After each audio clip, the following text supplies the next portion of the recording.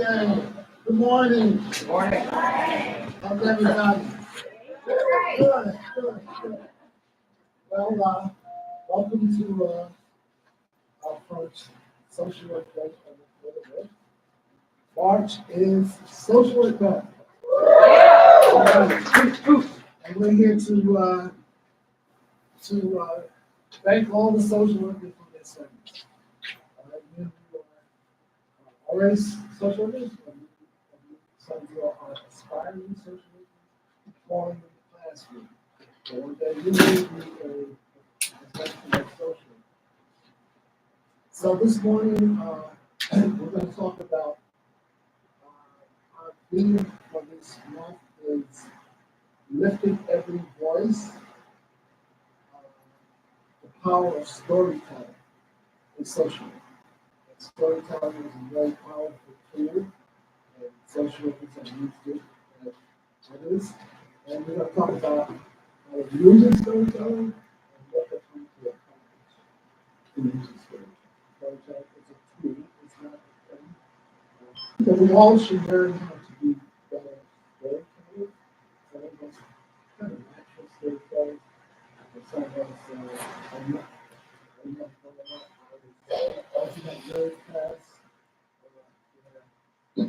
all what to read back and stuff. But I'm learning how to talk better. So without further ado, I'm going to bring from teacher 13 that we will start discussing value. And I've lost all of my materials. So I think you will whole spiel, but in your program, there's information on that time, and she's going to give you, show you some of her work and terms of music stories. That's fun.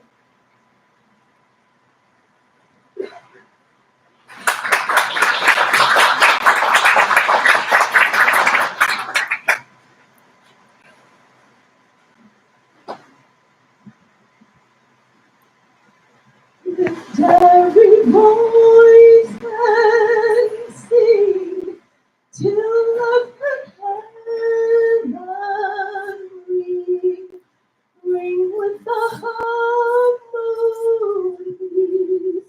of liberty. Let our rejoicing rise.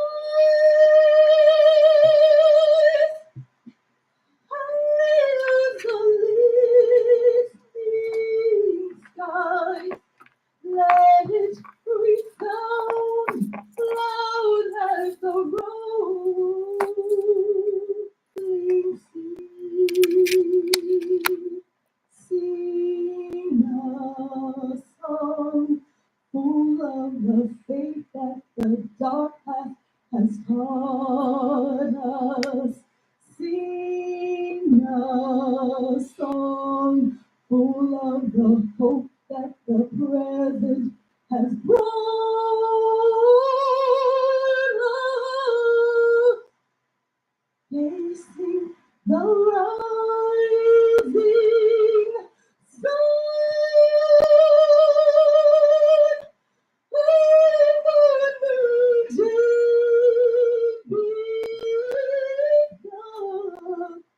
Let us march on. Let us march on. Let us march on. To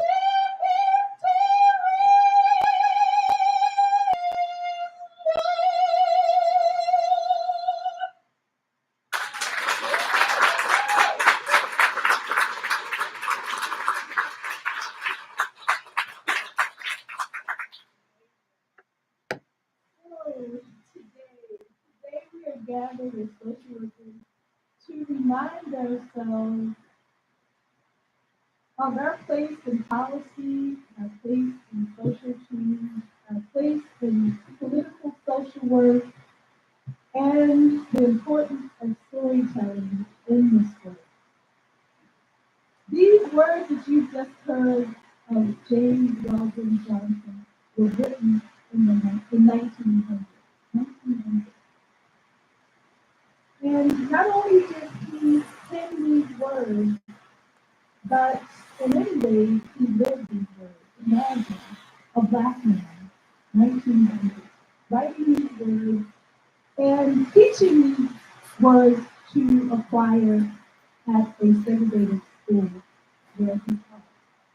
He also was a lawyer, he was a diplomat, he was an executive secretary at NAACP for decades, and these words that he left us resonate with us today as social workers.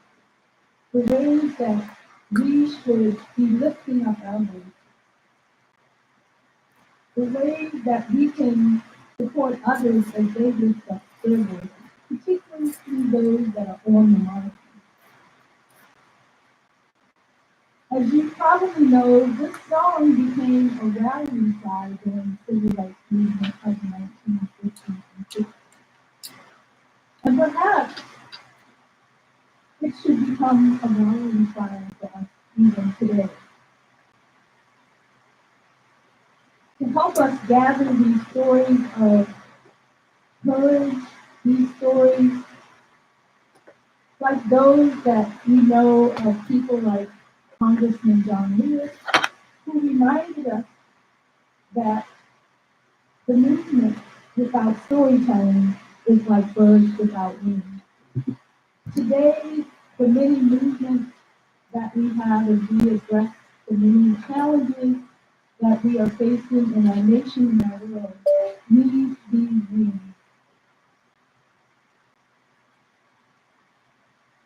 60 years after the Civil Rights Movement, passage of the Civil Rights Act of 1964, here we are in an election year. As you know, the Civil Rights Act made discrimination based on race, color, national origin, religion, and sex illegal. And this policy did not just benefit African Americans that were fighting for this legislation, this type of freedom, but it has benefited us all. No matter what group you fall into, no matter what ethnic group, racial group, other minoritized groups, this policy has not only benefited us all, but it has served as a model for so many other legislations. But like so many things that take place, there is a backstory. So hopefully you know some of the backstory of the Civil Rights Act of 1964. One important one is the Birmingham campaign. And the fact that there were so many in Birmingham that were protesting, that the police were out and were not only gathering people up and taking them off of jail, but there were pictures in Life magazine of young people being bullied. And this galvanized people not only in this nation, but across the world. And so stories are important. It's important to not only tell your story, but it's important to know the backstory. So for me, it's important to share this story today about the Civil Rights Act of 1964 and its importance in voting, because I have my own stories about voting. And I'd like you to think about your stories about voting the first time you went into the polls. Or maybe your story might be like mine. I remember 2 presidential elections ago, I was living in a community, and every year when I would go to vote, I would always notice how many people were in line ahead of me. And I was always struck by the fact that the lines were always so short, because I never lived in a community where I didn't have to wait at least 45 minutes to get to the center. So this was a very, very divested community. And so people were hopeless, so they didn't go to the polls to vote. So no matter what time of day I went to the poll, whether it was first in the morning, afternoon, or dinner time, the lines were always short. Well, this presidential election, guess what happened when I showed up to the polls? There was no one there for the story. I had not even gotten a notice saying your poll has been moved to such and such and such. So I had heard about these types of things happening. So I went to the next poll that was close by and was told, we don't have your name, but you can, there's a process you can go through, you can sign this and your ballot will be reviewed to make sure that you're really a voter. So I thought, is this what people mean by voter suppression? I called before I even went to this poll. But I share that story because we all have stories. And these stories are important for us to share. Because so many voices get silenced and so many voices remain hidden. As social workers, we create a space for these voices. We create a place to help people to share their stories. I have been inspired to collect these stories of others and to magnify their stories because of the work of W.E.B. Du Bois. In 2011, I started studying the Philadelphia Negro and revisiting that work and recognized that he had sat with so many families and their colleagues and heard their stories to develop that work. And if you study his work, you know that he's written novels. He shared his own stories and autobiographies, The Souls of Black Folks. He talked about other people's stories in works like The Gift of Black Folks. And so for me, as I moved into the space of storytelling, I became very interested in using digital storytelling in particular. Because I had an opportunity to work with students that were much more tech savvy than me. So they had cell phones and they had video cameras and they had other tools that they wanted to use to come along as we met with African Americans that were as old as 103 and some as young as 55. And so we would go to their homes and we would sit with them and hear their stories. And imagine hearing the stories of someone talk about living on the very property of the first airport in their city. This man was about to celebrate his birthday at 101. So this idea of stories became even more important to me as I started teaching social policy.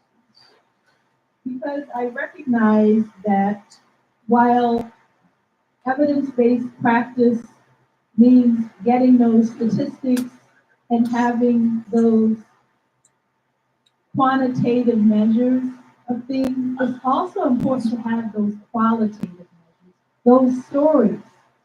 And there's neuroscientists like Paul Zak that reminds us that uncovering stories shape our brains.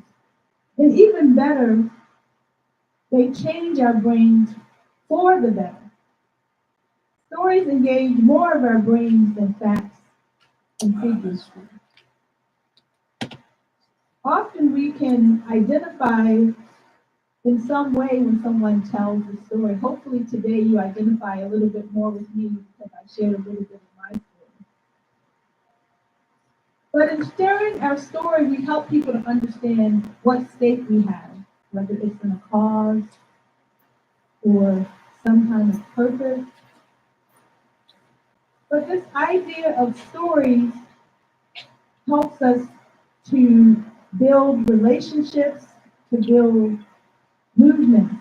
And these stories move us to tears. They change our attitudes and opinions. They change our behaviors. They inspire us. They transform us. And they empower us. And as those interested in social policy, we're interested in the ways that stories can change our perspective. Because many times we go into our policy conversations holding tightly to our values, our own experiences, and what we believe. In order to move the conversation forward, we may need to have more empathy and understand the perspective of others, even our opponents. These are the types of things I teach in my social policy class. Instead of trying to get one up on your opponent, try to walk in their shoes and understand. Do we have some similar values? Do we just rank these values differently? But we all want freedom, we all want safety. So how do we get at these types of things? Sharing our stories is just one of the ways. And as social workers, we certainly learned from the work of people like Helen Perlman that we should be starting with people's stories and starting with where they are. So today, what I'd like to do is share with you the work that I have done working with students since 2012. I've been collecting stories of African American elders to really understand their quest for freedom, their struggles against discrimination, and to see what hope they can bring to us in learning about their stories. So today, you won't get my full presentation. Usually, my full presentation includes a lot of live music, drumming, even some dance, getting you involved with clapping and singing and dancing along. But I really want today for you to take the time to listen to these stories that you hear and see how you can connect with their stories. What do these stories tell you about their experiences? But also, what do these stories remind you about your own experiences? How do these stories inspire us in this year that we have an opportunity to lift our voices?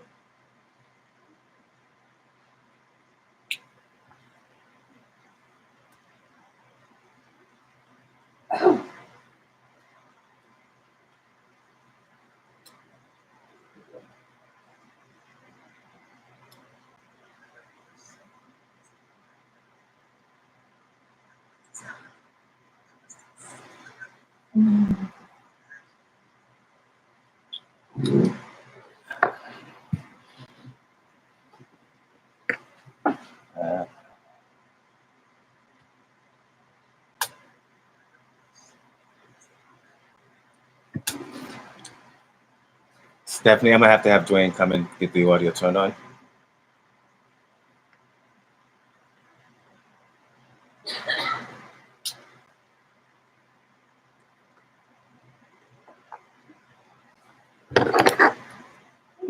While we are waiting for our technology, I will give you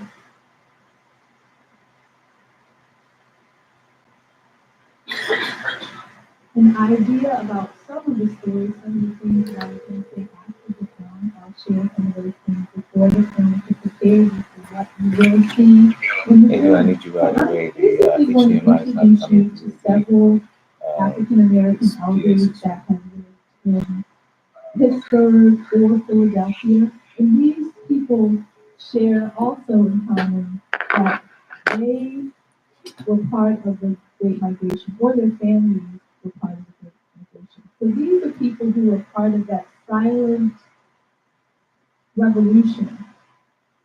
Some say 5 million, some say 6, some say 8 million, but these were people who all voted with their feet and left the Jim Crow South to move to northern, midwestern, and western parts of the country. And so the first woman that you'll meet, Mrs. Saunders, she was so proud when she got to go to the polls and vote. And you'll hear her talking in this first segment. And one of the reasons that she was so elated about voting is what it meant for her and thinking about her grandmother, someone who never had the chance to vote. And so as you listen to her story, think about, depending on how old you are, your grandparents, your great-grandparents, your great-grandparents, who may have never had the opportunity to vote, or perhaps, like If you ever get a chance to watch a clip of when I tried to play the Reverend video, Dr. the Otis audio Moss, doesn't come through. there's a short film that his son created called Yeah, Otis through the Dream. HDMI. And he talks about how his father walked, I Can believe you it turn was up the like screen? over 18 miles to go to vote. He went to one poll, told he didn't vote there. He went to another poll, told he didn't vote there. He needed to go to the third one. And just as he was walking up, they were closing the door and told him, if you'd only gotten here 5 minutes, he would have allowed you to vote. He walked all the way back home, believing that he would vote at the next election, that he passed before he had a chance to vote. And so hearing that story, particularly seeing that film and that story that has now been told many times, Oprah Winfrey has even heard that story and mentioned how she now always goes to vote because she can't imagine this man traveling by foot, not by car. Yeah, but if Some I of go us just change it go to full center 18 for the time miles by being. car to vote, but 18 or so miles It's already by on foot the to center. vote and not having that opportunity. So present. So how do we think about the privilege Okay. that we have to vote, and how do we understand the stories of others that have fought for this right and freedom that we have in this country? The next person that you'll meet is Mr. Joyner, as well as Mr. Wiggins. And their stories are also very important because these are two men that were in the military. So when I went to visit Mr. Joyner, I believe he was approaching 90 years old. And Mr. Joyner, he was one of the very first people that I interviewed in this project. And his interview is so special to me because when I met with him, before I could sit down, he started sharing his story. And what that said to me was he was yearning to tell his story, and that so few people had asked him, so hi, tell me your story. Just imagine how you can make somebody say by just asking you, tell me your story, instead of saying, how are you? So that day I made his day asking him to tell me his story. He invited me into his home. And what I found out about Mr. Jordan that you won't see in the film is that he not only was a high school teacher for many years, but he was a hidden figure. Mr. Joyner was a political cartoonist. His cartoons were in the Pittsburgh Courier, they were in the Philadelphia newspaper, they even were in papers in Amsterdam. And Mr. Joyner was a very humble man, and he basically didn't think much of the fact that his political cartoons had traveled the world. He in fact told me that he was a coward and he hadn't done much for the civil rights. And I thought to myself, particularly when I went to the Temple, he was a graduate of Temple. I went to Temple to see the collection that they had curated for him. And I saw all the many things he had drawn, and I was told by the librarian, she rushed out to stop me on my way out and said, you were the first person who's ever been here who's looked at every sheet of paper in that collection. His story meant something. His story still means something. And this was a man who fought with his pen. So find your voice. It may be with a pen. Mr. Wiggins, the other gentleman that I met that was in the military, when I met him, he was 101. He was still living by himself. He was driving a car. He was meeting with his lady friends every morning for breakfast. He was still dancing. He passed just a few weeks before turning 104. And I was so grateful that he got to see this So man this one's before got he the died. real tech speakers. But this was a man who sent his wife a love letter every day he was in America. What a story of Black love. What a story of American love. And so these stories really enrich us and inspire us. And they also let us know that no matter what challenges people are facing, that they persevered and made it better for all of us.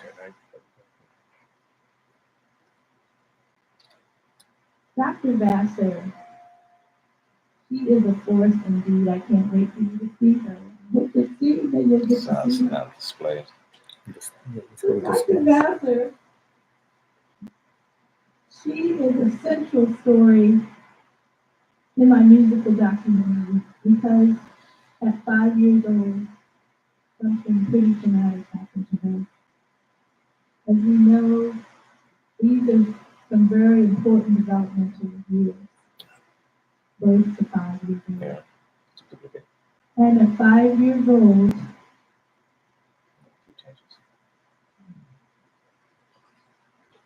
she was in a car. Are you ready?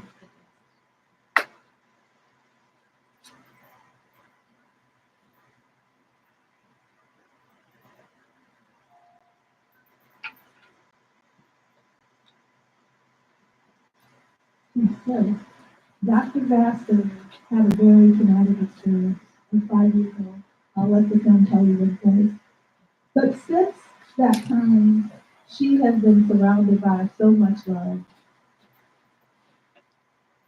that she rose out of the ashes of what was probably devastated and rocked the world of people that she went on to be a teacher. Her mother had been a teacher. She also, at 90 years old, continues to teach the next generation, and she continues to write poetry to tell our story. Let's get redeemed. Are we ready? You gonna try it?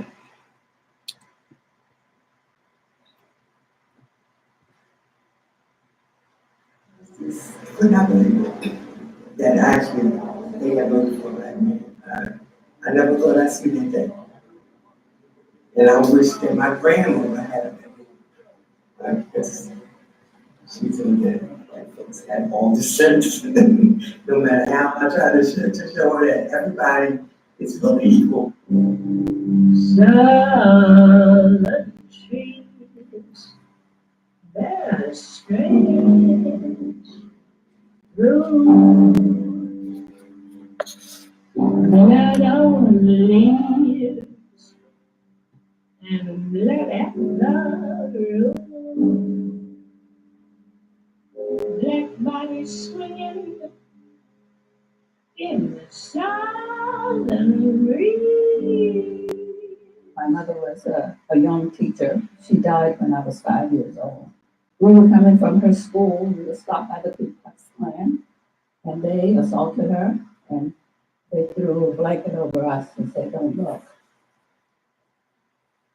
And somewhere along the line, about the next remembrance that I got was I was standing by her casket, and my grandfather's collar, and my father was lifting me up to say goodbye.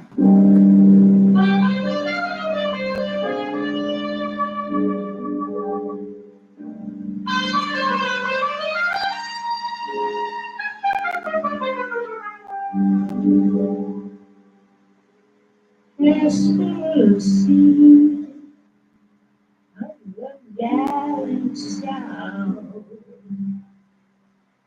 the bulging eyes, and the twisted mouth.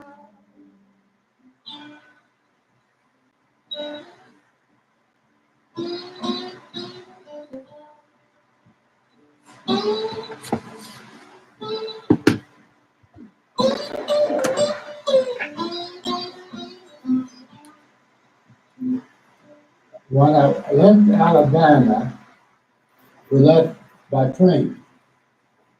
And my aunt and my grandfather and my grandmother at the time, they wanted to make sure we had never been out. My sisters and brothers had never been out off the farm. They put tags on us. make sure we wouldn't be lost. So those tags designated from Alabama to Cincinnati. It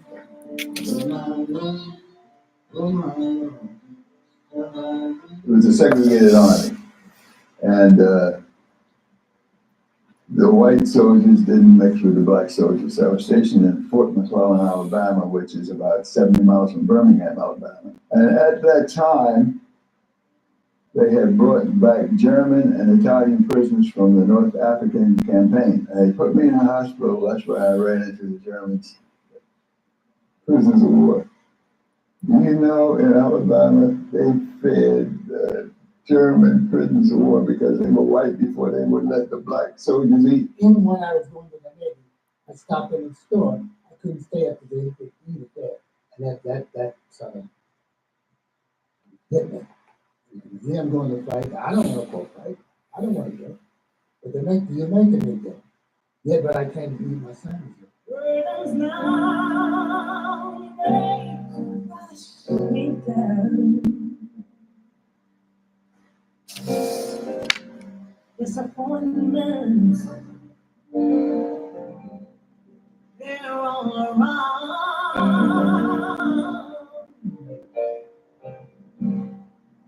Trouble speaking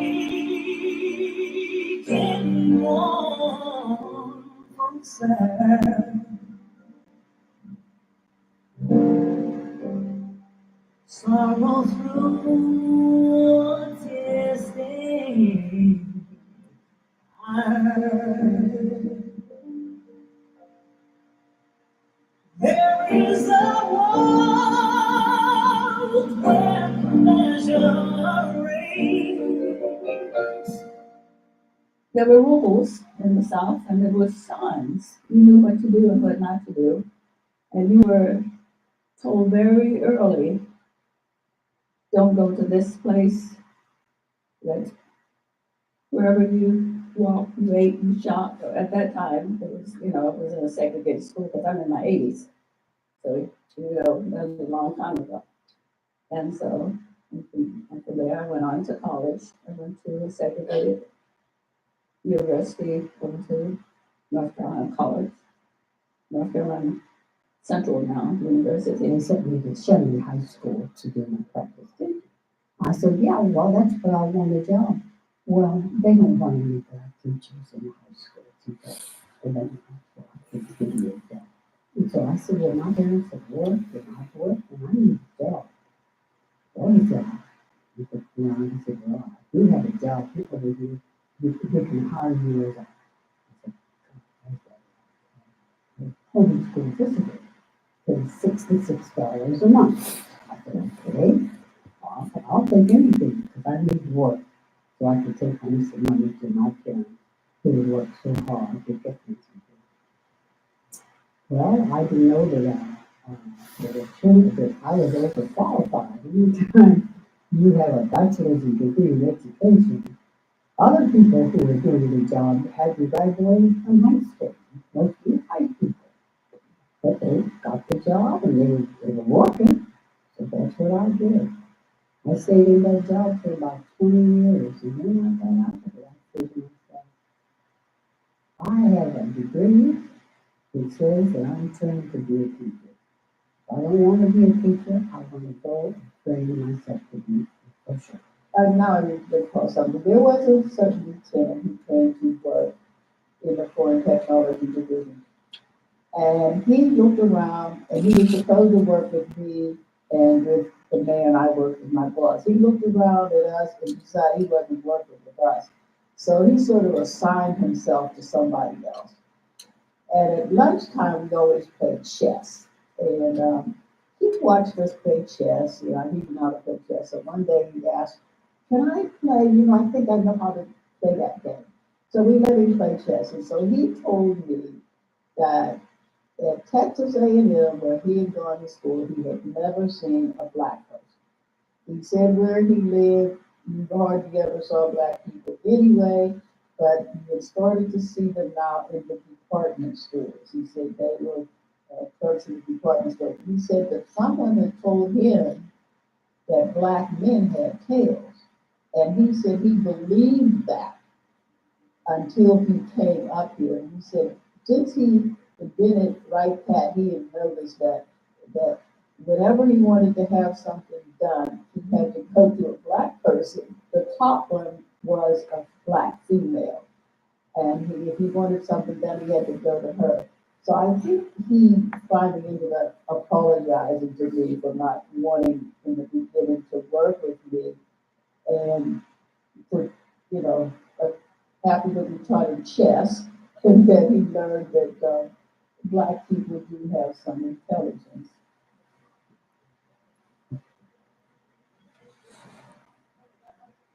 And we all went to Washington, D.C. on August 28th. That was in 1963. We waited around on the lawn in the shadow of the Lincoln Monument, waiting for this civil rights program to start. And I thought it would never come, but they eventually got the program started. We had been there, we got there in the morning, and the program didn't start until the afternoon. Speaker after speaker, singers. We knew that the main speaker was this civil rights icon that had come up from out of the Mississippi jails just for this event. And he was, his name was Martin Luther King Jr.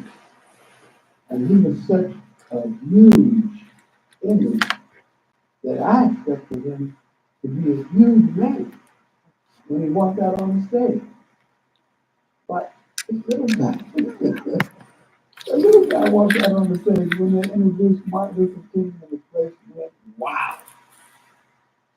And he came out and started speaking. I had never heard anybody speak like that. And the stories that he told about life in Mississippi as a black man and as a civil rights worker. And the bravery of the young people who were fueling the civil rights movement in the South. I made up in my mind that day that I want to join his movement. I want to join his army. There were so many people, white and black, people from, I do believe, every state of the union. It was a beautiful, beautiful. We do not want our freedom gradually, but we want to be free now.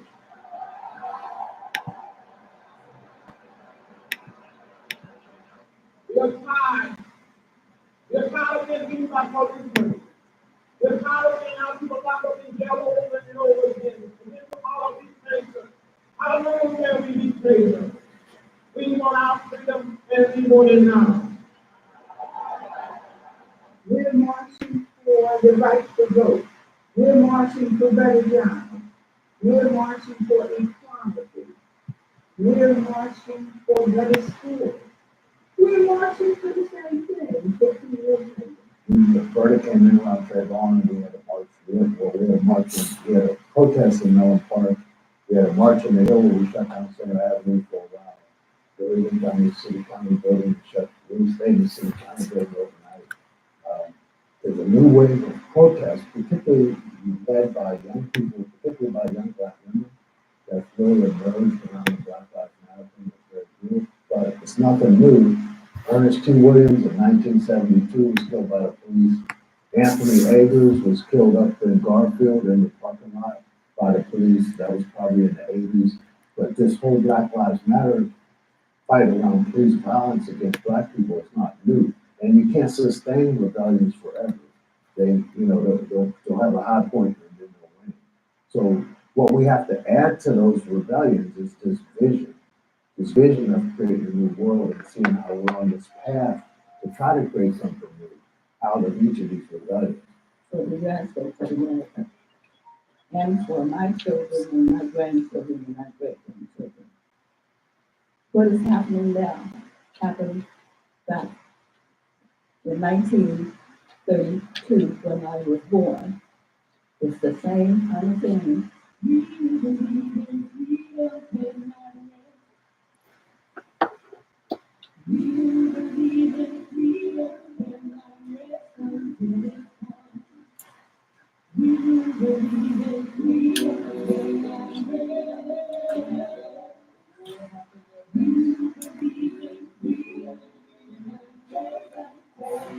I think that the kids that are marching today sort of kept the baton, but they're sort of picking up where we left off. We thought we had arrived, after the civil rights legislation passed. We also sighed and said, okay, we're here, we've arrived. But nothing could have been farther from the truth. Lots of Christians who made a change. But we need to know that in unfinished businesses, if we don't start coming out of it this way. Tony Morrison was being interviewed by Bill Morrison and so on. And she said, you know, Bill, the black force is almost absent from the military. He said, what do you mean? She said, he probably named 20, 25 black writers. This library is full of books about black people. They're not written by black people. Okay? We need to speak our words from our perspective and our experience. That's unfinished business.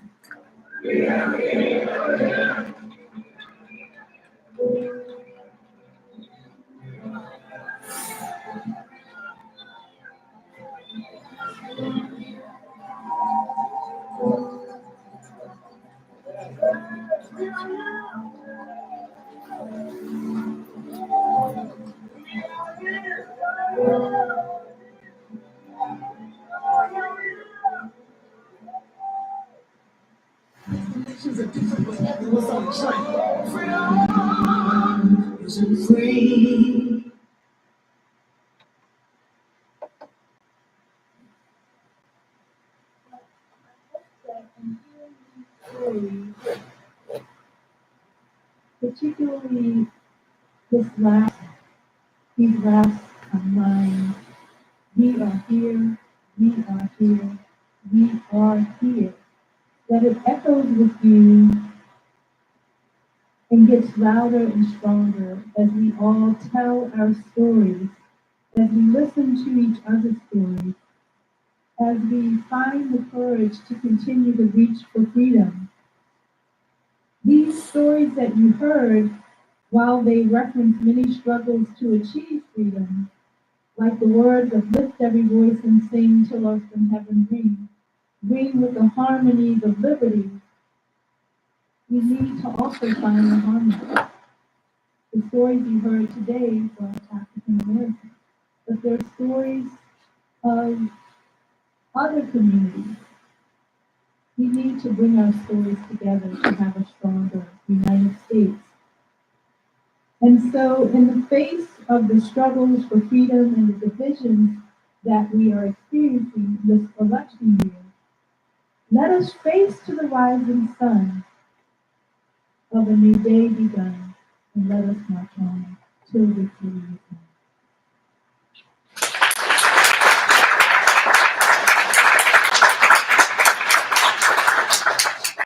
Thank you, Dr. Boddie.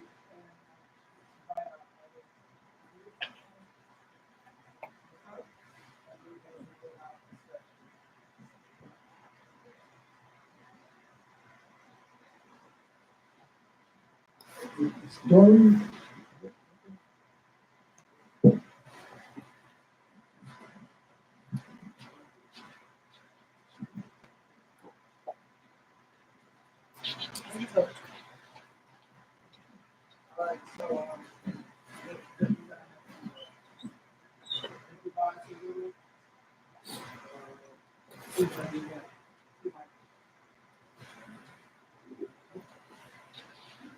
We want to be part of this conversation. So we're going to do that. All it seems like social more. That's something that we always want to do, but we always manage to get things done. So this journey, this this is the beginning of a conversation. We're going to focus on social work voices and what, more about always being heard and what do you need to do to be heard, and more than what we're talking about. At some point, we put you what we are talking about. Always being heard.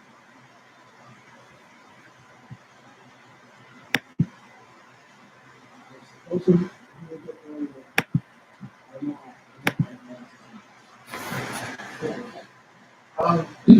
so we were planning to live stream this event that Facebook worked out, but we are going to record conversation with the later.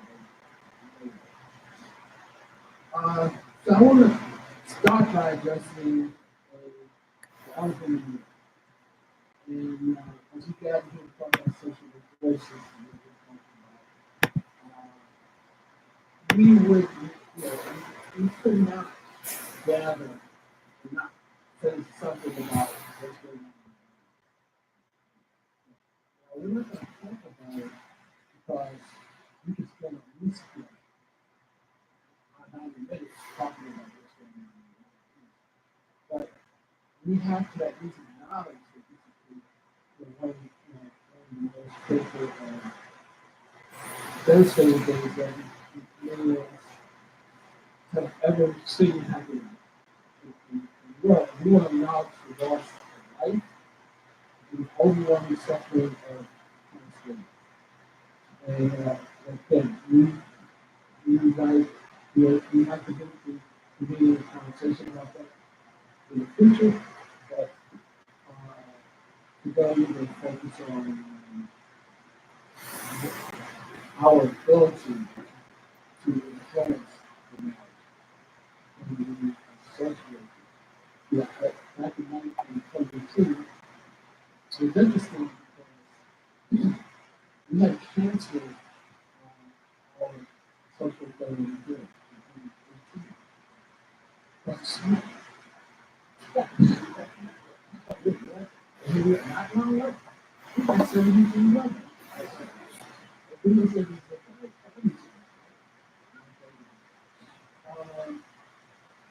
But it's also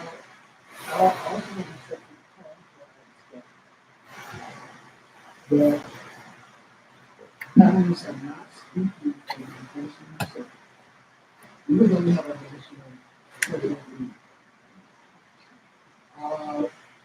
what they say they do the national, but I will not ask you for to provide their perspective on the situation and then how we are looking at it.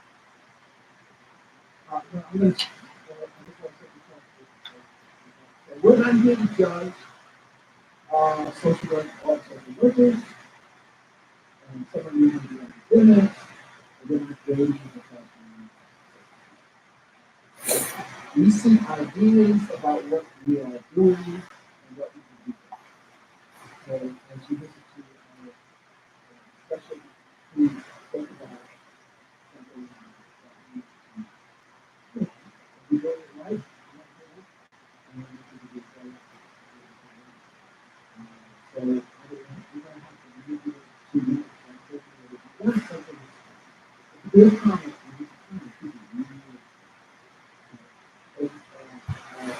Question, and then also come to the audience steps and you can present something. So we're going to begin our conversation with panelists taking talk about storytelling from their perspective, whether you use it or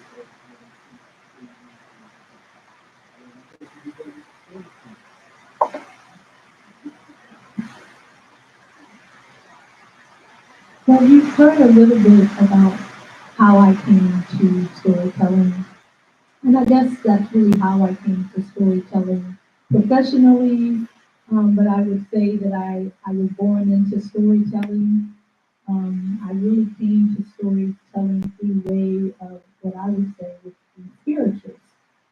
And that's one of the reasons that music is so central to my musical documentaries because I came to storytelling through spirituals. So for those that have ever spent much time listening to spirituals, you know that every spiritual is a story with another story. So there's a story that you hear, wade in the water, children. But then there's another story. The slave catcher may be coming, and we need to get in the water. We need to lose the scent.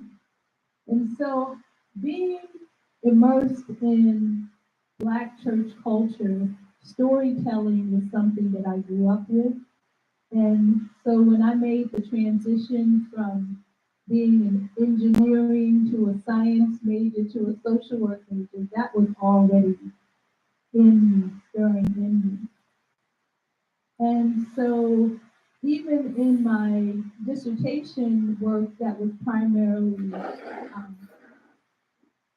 quantitative using survey methods, whenever I went to speak with someone, I was really listening for the story that the survey could not tell me. I always came back with field notes. I never just let the survey do the job. Because I always knew that there was a story there to be told, and that there was a story that would not just give me the data that I needed as a social worker to go back and maybe be a part of change, but it was a story that people needed to tell. There was a therapeutic reason they needed to share the story. There was an empowerment reason that they needed the story told. There was a need to tell the story so that they could hold up a mirror to see themselves more fully. And so for me, storytelling really became a powerful part of not only my research, but my teaching. And so I bring storytelling into my classroom by asking students to share their stories. What is the stake that they have in their policies that they care about, and share these stories with each other.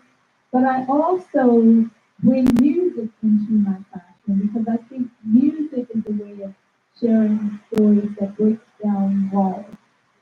There's, there's a way that music touches our hearts that words may not, even when you hear someone sharing their story.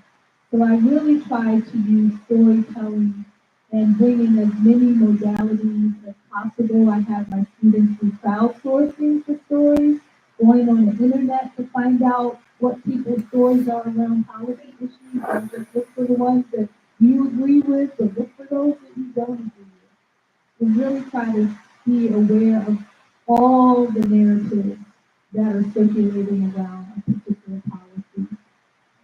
So I continue to be a student of storytelling, and I hope to learn from you because I think young people are powerful storytellers. We learned that in the George Floyd situation where the young lady captured the story on her cell phone and shared the story.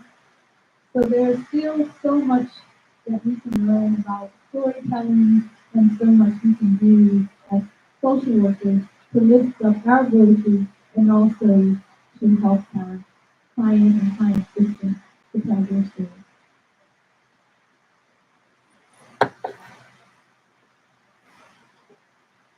So I'm Halaevalu, President CEO of the Congressional Education. Aloha and happy Social Work Month. It is really exciting to be here. A big shout out to all of you who are affiliates from affiliate programs from Guam, Hawaii, across the continental US to Puerto Rico and you guys are doing it. Yes, so I think that that's really exciting and encouraging certainly because we know what's going on in the world. I do want to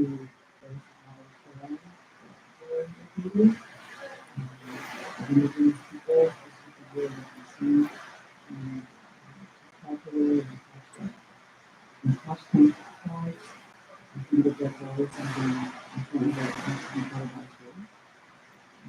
So thank you for that. A couple of, not a couple, my son is 16 years ago, I decided to write everything I say, if I'm given an opportunity to speak, doesn't matter where, in church or anywhere else, I always write it down as my revelation to the son. So anyway, so if you see me referring to this, my revelation to the son. But keep those stories part of them. So when you have me and someone read it out, that's what my message is. So part of our story, right?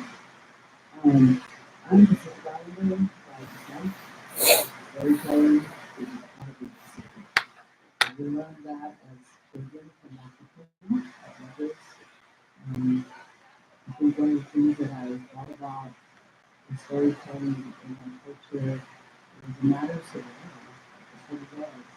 It's cultural preservation and perpetuation. I remember living in Hawaii. I was born in Kona, but raised in Hawaii. We get a lot of visitors, and people love coming there. We love being in Hawaii, but we love when visitors come. And they enjoy entertainment, the dances, the music, all those that are part of our storytelling skill sets. And I always try to remember that even though we're going to community science, it's actually a sacred space for communities. So that's how our stories are touched. How the language was preserved, and probably some of you know a couple of our communities lost in I was in the Bible, we lost in it was different. We were allowed to speak the language. And so, in my career, I wasn't out of the for 25 years. Research was my love. It was the it was at the intersection of being the same time and in academia and research that I actually found my place. And sometimes people in London will say she writes whatever she sees. But I think that that's because I found refuge in writing. And that's my storytelling too.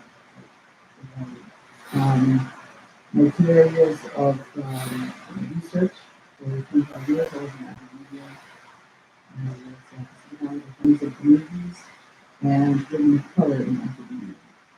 And through those lenses, I was able to tell stories that were important for those communities and important for me. I have to say that I climbed the ranks in academia all the way to technical professor, but for me, it was because of storytelling, if that makes any sense.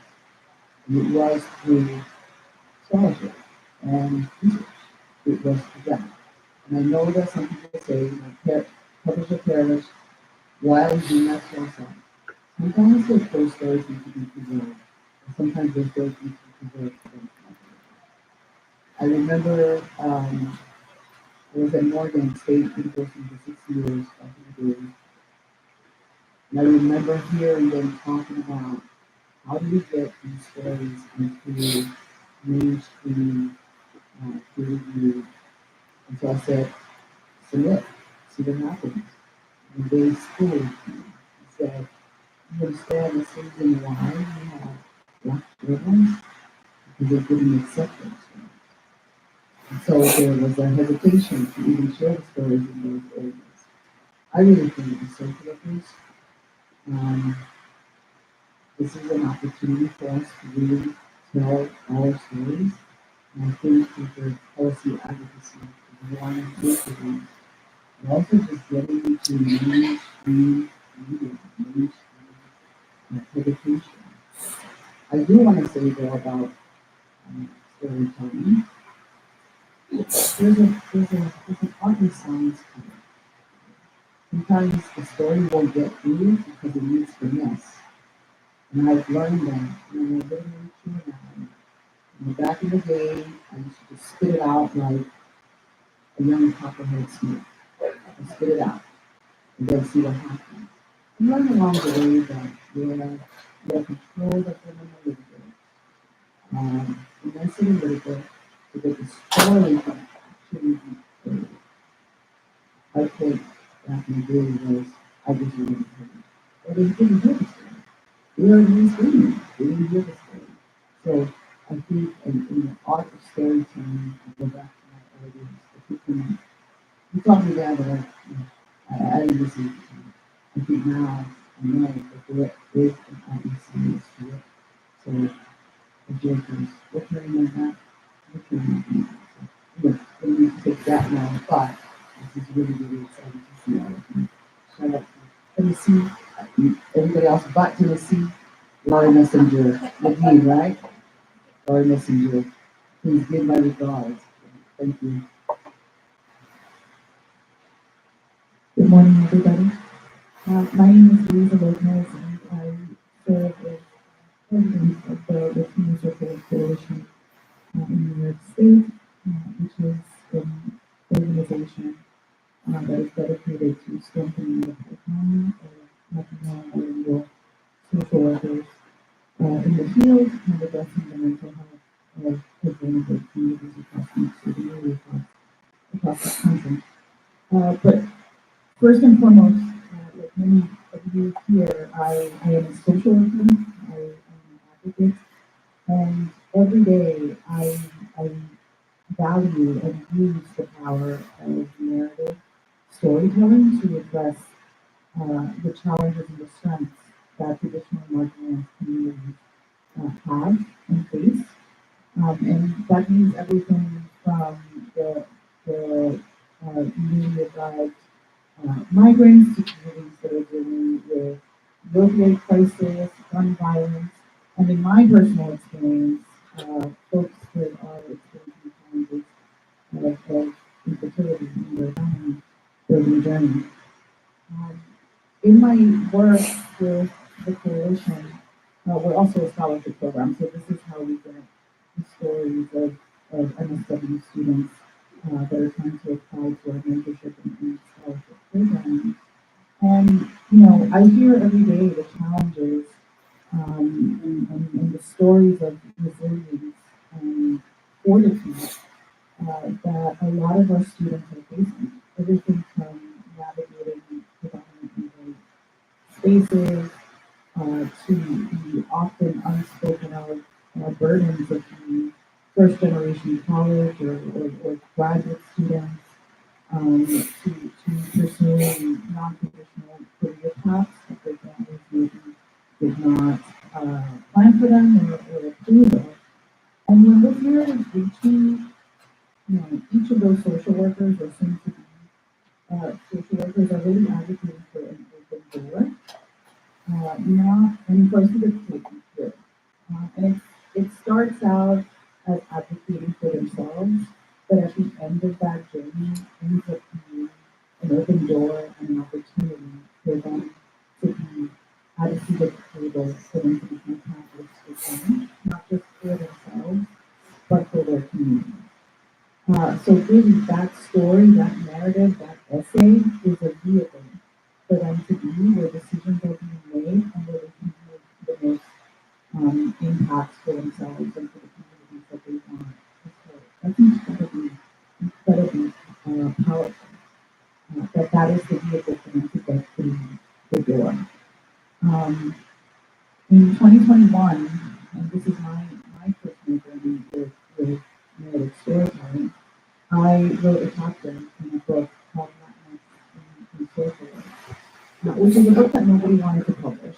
So myself and a group of other Latino social workers said, you know what, we don't want to publish it, we're going to do it ourselves. And we did. And that book is a collection of stories of how we came to be the Latino social workers in our communities. And that journey looks different for everybody, but I chose to focus my chapter on my family building journey, which was long and challenging and expensive and took 10 years, but now I'm a mother of a newborn, so I'm severely sleep deprived. that make no sense, please. Forgive me. But in my chapter, I describe my personal journey and how it has influenced and impacted my work as a social worker. Yes,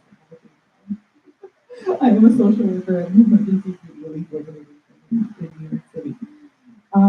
But through that contribution, I went from struggling privately, silently, and mostly alone because nobody that I knew in my heavily fertile Latino community ever struggled with something as basic as having a baby. And when I went online to see what resources I can access, what support groups existed, what spaces I can go to get support, nobody looked at me. Nobody was in my income bracket. I'm a social worker. So I went from that struggle, having that struggle privately, to opening that door and opening that lane and advocating loudly and very, very vulnerably for accessible assisted reproduction technology, for gestational surrogacy, something I had never heard of and didn't really understand until it was something that I had to think about. And really destigmatizing infertility, particularly within communities of color. That was something I never imagined as a social worker that I would ever have the chance to do, that I would ever need to do. And the need is great. So in social work, storytelling is really, it's much more than a means of communication. And I want to highlight one of the gentlemen said in the film about us writing our own stories. And something that Dr. Vakalahi just highlighted about mainstream media. It is wildly important that our stories not just remain within us, within this room, within this conversation. The story needs to be out there and it needs to be readily accessible for others to see, for others to read, for others to watch, for others to gain inspiration and empower from. It's a vehicle for empathy, I think, and understanding and social change. And through the power of narrative, we not only bear witness to our own struggle, because I think that when you put something on a page or you put it on the screen, you can really take a look at internally at what's going on there, but collectively as well. So something that's been made clear to me, and I've already said this, is that our stories really, it's not just about us, it's about what our stories can unearth in our relationships with each other, and what that journey looks like for us going forward as a collective. So today, really, I'm honored to embark on this journey of storytelling with you to learn how to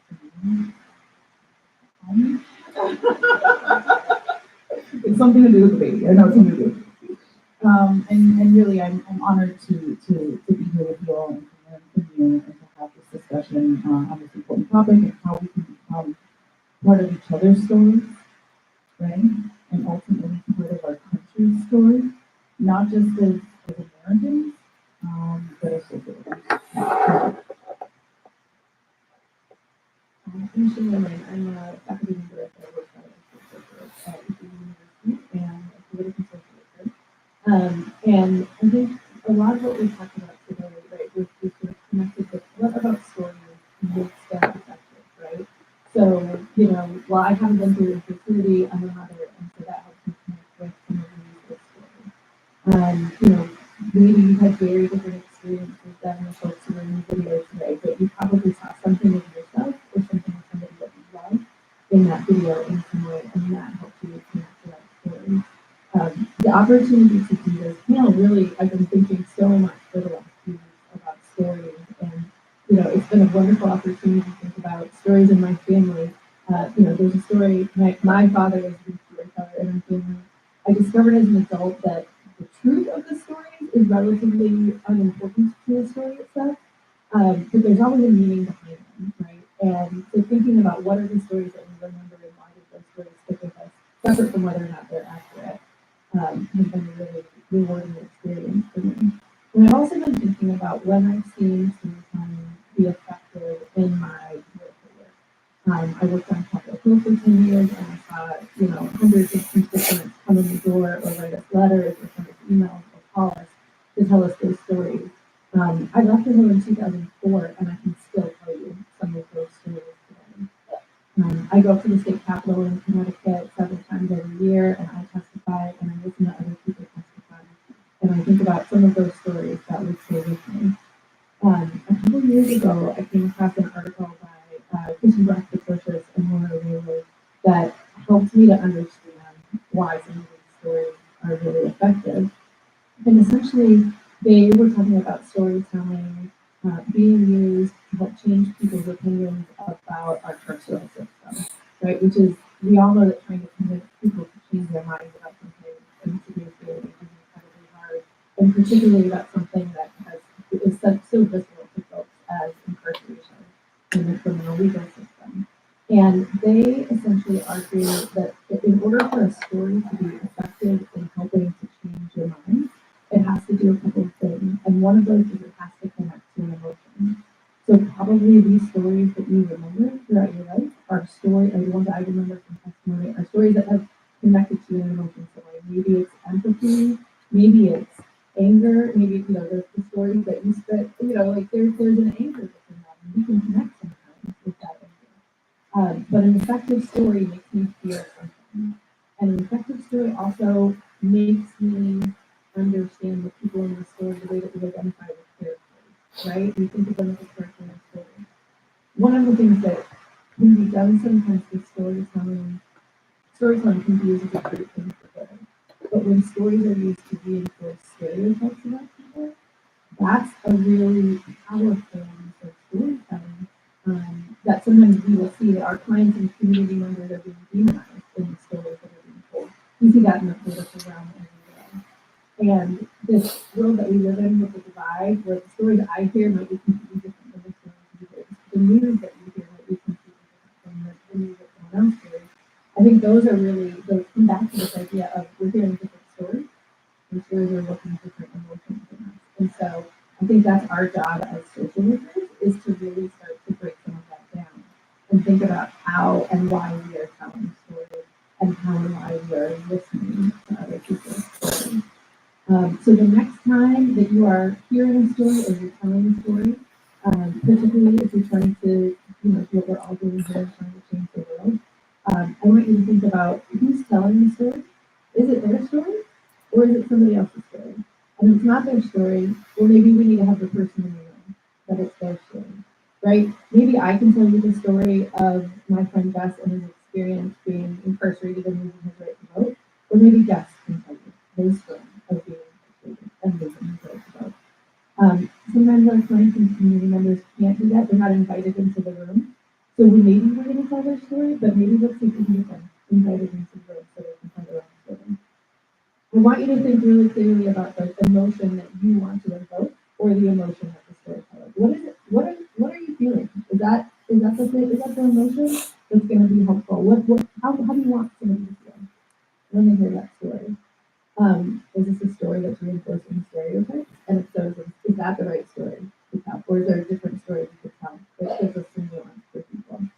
And I think, like I've had to do with my father's stories, interrogating them a little bit to see what the truth of them is and what's behind them, I think is going to be a really powerful tool. And then just to sort of circle back to our video, there's lots of ways to tell stories. You might not want to get up in front of a committee at the state legislature and tell your story. You might have a client who's not comfortable doing that. But do they have photos that they could share? Is there a video that they could share? Storytelling isn't just us sitting up there with a microphone here, right? Storytelling is woven into so much of our daily life. And I think, as a political social worker, what I want is for not just for the people who are currently in power to hear the stories that are important. I want to have people in power who already themselves know the stories because they've lived them. And if we can do that as social workers, then I think we can really effectively use storytelling as a way to change the world. All right, thank you all. So storytelling being I think the next step is what are we trying to accomplish through our story? And for those of us who operate in the political arena, I'm concerned about how our voices are being heard, if our voices are being heard, and how effective are we as social workers engaging the political arena? Are we doing a good job, or are we, what else can we do? Back in 2018, we raised the question, can social work help save democracy? They say,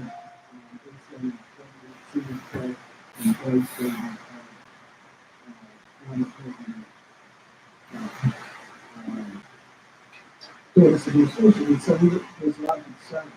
But even before there's some clear written book telling us about some what we have to do. It seems like every year, every election is a critical election. This is another critical election. It is. And so I'm concerned about where we need to be engaged. So there's two things that concern me. I don't need to sit in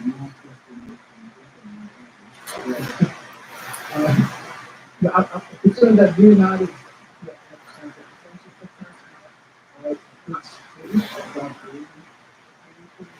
I know some of that has to do with the university and that.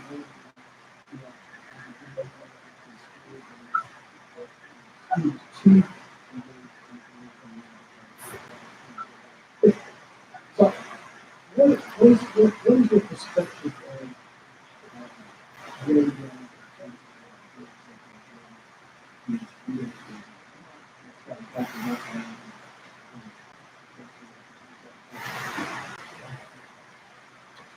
yeah, so I think part of understanding where we are is understanding where we are in terms of where we are.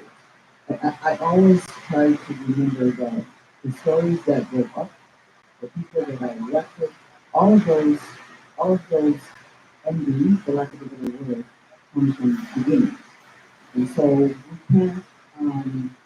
we cannot say, I'm not, for example, just take myself. I really do that's true.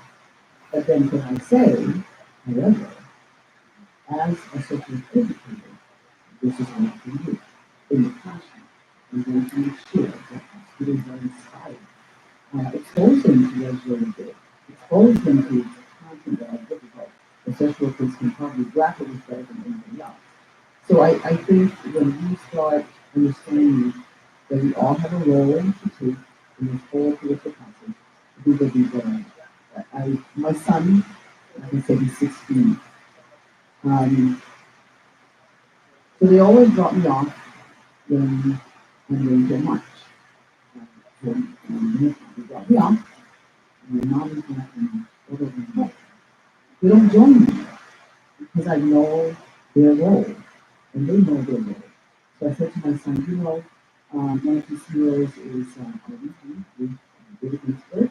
And I said, that she wasn't a protester type, she wasn't a marching type, but guess where she was?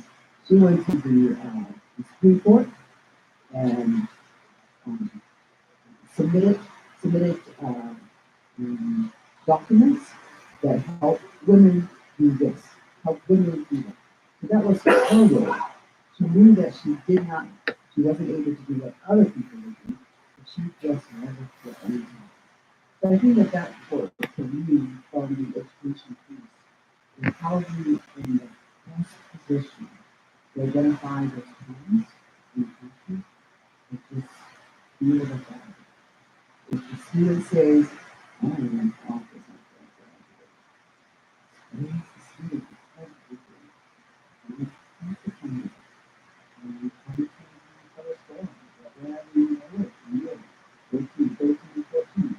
all of us. And so I think probably way of answering the question, but I really believe that all of us have a role. And my role politicians writing down their stories. At some point, a political social worker will say, "What's the story that we can tell this?" Yes, I can. And I'm not able to run for office, but I can have a story. Just making sure that we can know what it is.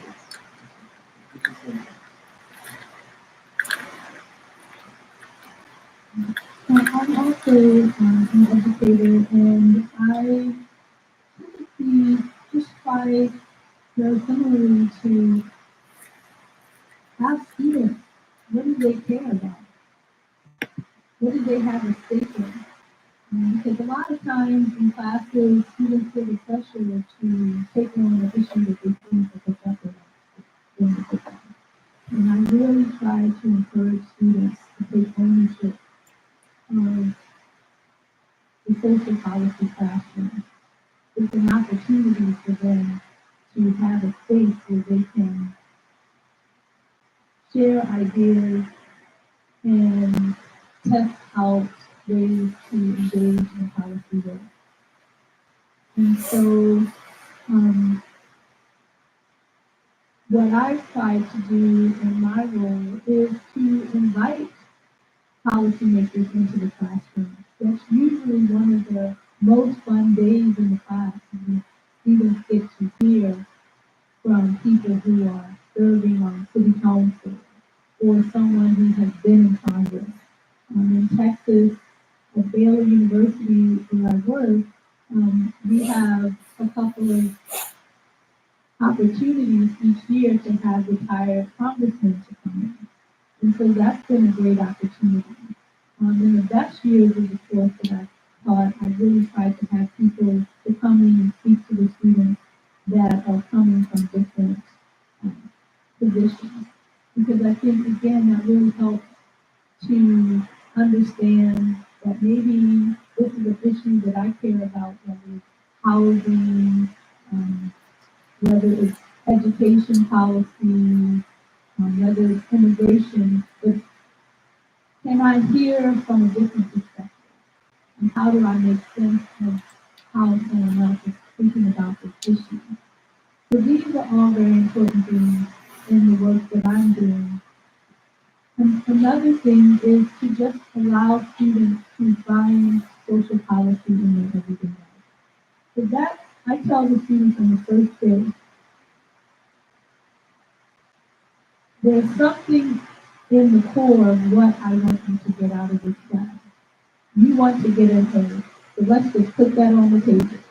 I tell them the first day, everybody got an A, I'm here to help you to keep it. So let's just get that off the table. But the second thing is students are there for credentials. So they're always asking questions about the credential part. But what I care about is how are you going to leave this class a better citizen? How are you going to leave this class a more educated citizen, someone who knows and has the skills to explore different policy issues, to know and understand these policy issues when that curtain goes and you go for the level. To feel comfortable to call people who are representing you. So every year for extra credit, one of the things I tell the students, you can get extra credit for writing a note to one of your representatives and sending them your policy project. So I always encourage them at the beginning of the project, this project is not for you. This project is for you to gain skills to help inform, educate, and transmit information in a way that can be useful to the client systems that you're working on.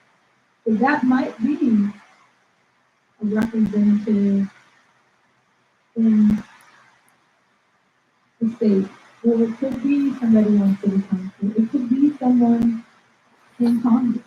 But I always give them that opportunity to write a note and send their project. Because again, they take it more seriously when they know that at the end of the day, this is a project that you have an opportunity to see what's going on. And they usually have an opportunity to meet with a policymaker or a practitioner that is well versed on a particular issue before they even get started. So today while I'm here, that's what they're doing. They're meeting with the policymakers or the practitioners that's knowledgeable about the issue. Before I turn over to, I think I was getting a little more from that. Maybe I'm missing it. First of all, I want to know who, because anybody who South Africa as a legislator. Because it's not really a, yeah, it's a copy. Although we're going to be pushing in the direction. The other thing, how many of you know the name of your congressman? I hope there's not some people dying of the there was something told in Dr. Boddie. She said that she would invite all of Congress people. She didn't say she would invite citizens. I would invite them if they would be willing to come. I would. So we have a public library at Baylor where we collect and archive letters of Congress, people in Congress that are in Texas, as well as letters from their constituents. So because of that relationship, it's very easy to get access to the power people and to sitting people. But I do try. Okay, so one of my concerns is that when I went on the Hill in 2010, we created Congressional social caucus in the Continental Town. There were 14 members of Congress who were social. 10 in the House and 2 in the Senate. Boddie and Boddie Shannon. And the Congress, when we put things together in 2025, how many social workers do you think we need? 2. Right? We're down to City Garcia from Texas and Tony Schultz from the Western Michigan. Right? Scattered out the town, Shannon, Stephanie, Sally. And for those who know, social worker in the Senate since 1987 involved a person. That point. So, should we be doing something to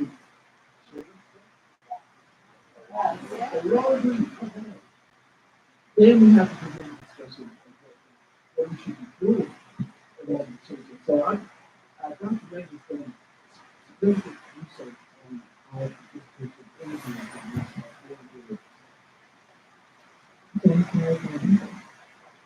And my answer to that is that we need to do something that I think as a profession we haven't been great at in the past, which is we need to build a bench. We need to be really spending some time looking at what we're doing at the state and local level. Because people don't generally start by waking up one day and saying, you know what, I think it'd be really fun to run for Congress and win $1 million from strangers, right? I mean, if that's you, we'll look you up. Mostly people who run for office start by thinking about what can I do at the local level, what can I do at the state level, and often people start because there's one particular thing, right? There's a story in their life that's really affected them. So I sit on my local school board. Anybody watching what's going on in your local school board? Yeah. Pay attention. There is so much happening with school boards right now that are just so important for social work. School boards, local level, phenomenal place for social workers to get experience in this. Your county commissioner, right? Justin Hodges is a county commissioner. What your county is doing, I mean, think about the things that you care about as a social worker, right? I care about the education my kids are getting. I care about how people in my community are being policed.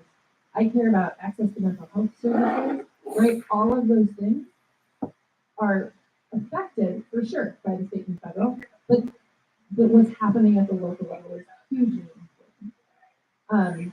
And you know, my story is I was a school board because when we came out of COVID, there were kids at our school who needed help. regarding mental health, including my children, and we didn't have anything available. We were the only school in the area that didn't have a school social worker, and the emotion I felt was anger that our kids were being failed by the system. And we had to work with the local, we had to work with the school board, we had to work with the state to get a grant from the state to pay for it, right? And so there was a lot of work to be done. But that's my story of why I decided to run for the school board. And I hang on to that when I'm sitting in 3-hour-long meetings about, like, you know, things that I did not know that I cared about. The HVAC system, for example. But the other thing I want you to look at is I want you to look for where there are already social workers doing this work, and we have to elevate them. So I work in New York. I'm super fortunate to live in the state of Connecticut, with thanks to the work that Nancy Humphreys did and work that Connie Smith does. We have 9 social workers in our state legislature, 9 out and proud social workers in our state legislature. I once ran into a colleague at the state legislature, and he's like, I'm just confused. Do all social workers work in politics? And I said, obviously, yeah. That's what we do. So I think it's really important that we be visible about our political work. And I think it's really important that we engage in the things that are most accessible to social workers and get them involved and then move them, and then I think we got to move them up the ranks. But I think starting, you know, at state and local is really important. Yeah, go ahead, clap.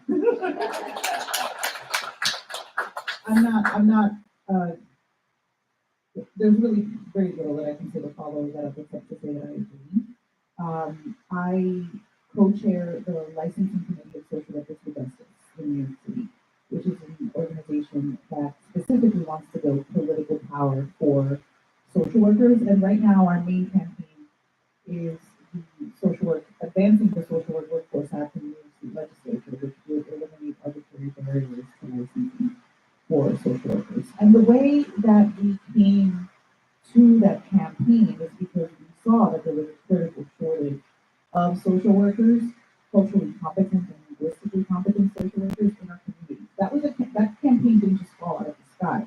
We saw what was needed, and what was needed was more of us, more people that look like me going into communities of color. So I think it's important really to pay attention to what it is that communities need. We are a client-facing profession. And if we want to talk honestly about what it takes to change things, to save democracy, then we have to talk honestly about what it means, about the people that are doing that work in state legislatures and in Congress. New York State right now has only 4 social workers serving in the legislature. Just 4. That's a really big legislature. It's a little embarrassing. Why are we not talking to social work students and to social workers about what it takes to be an elected official? And I'm not talking about the super glamorous, you know, you're taking a photo at a dinner somewhere with your congressman or whoever. I'm talking about the nitty gritty. This is what it takes to run for office. This is what it takes to raise money. The work that Tanya Lewis does is incredible. Everybody needs to go to campaign school, whether you want to be an elected official or not, because guess what? The clients that you're representing, their livelihood, many times, their entire lives are built on what's happening in the state legislature. Their SNAP benefits, whether or not they live in communities that are over-policed, that happens in the state legislature. That gets decided in the state legislature. So I think it's important to call it what it is. There's not enough of us. There's not enough open conversation about having social workers become elected officials, or at least work with elected officials, how to have a conversation about policy, how to write that letter to your congressman, how to have that meeting.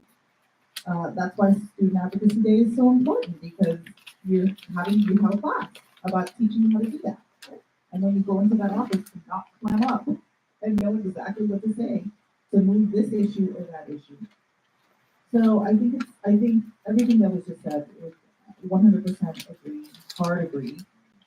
It's important to have these conversations and to have them open and to really look around into your community and see what the needs are of the community, and what is important to you as a social worker, and then not just as a social worker, but as an informed citizen of this country and or wherever you live and see what the needs are and see how you can personally move yourself, move your clients in the direction that you want them to go.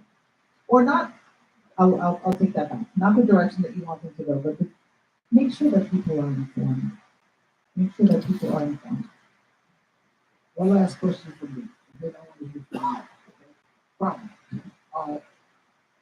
Just heard Lisa say that Kanye was split and doing a job, and the evidence is that there are already elected social workers in the legislature. If you look at the program, you see that Kanye Smith is going on board.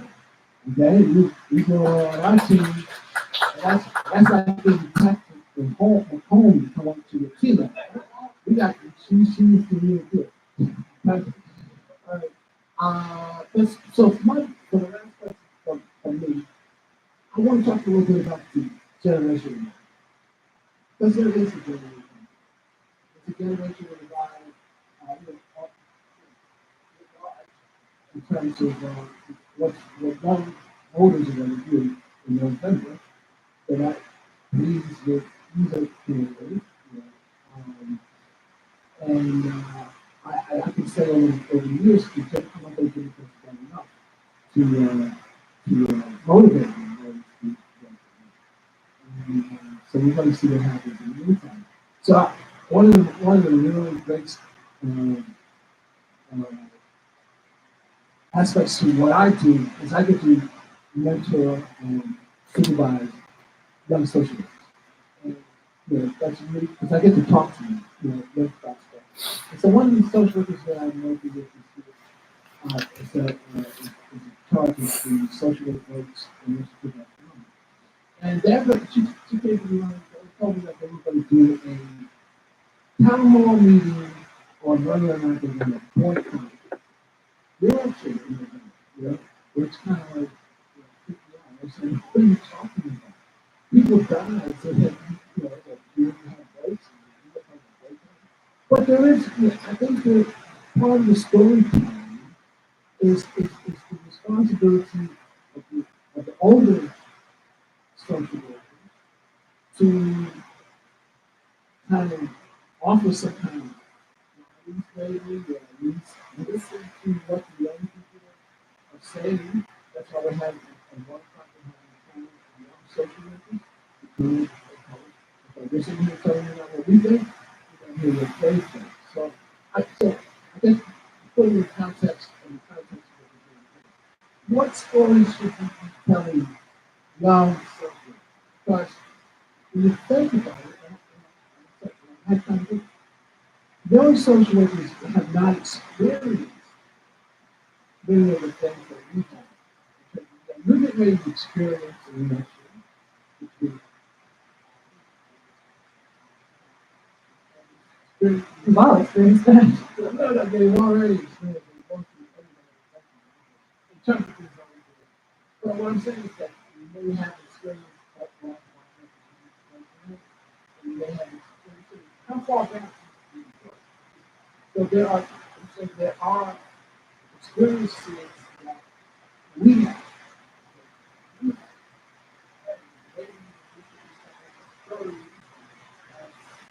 When you could social working, that would be allowed to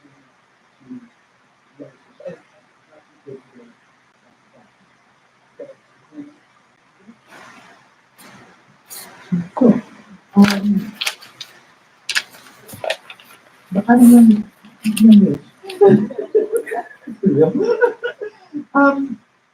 I think what you led with, Charles, is really, at least for me, the biggest thing I could ever hear if I were a younger social worker to entice me to never sit out an election, which is that people die so that folks that look like me can vote. I don't really have to hear anything else.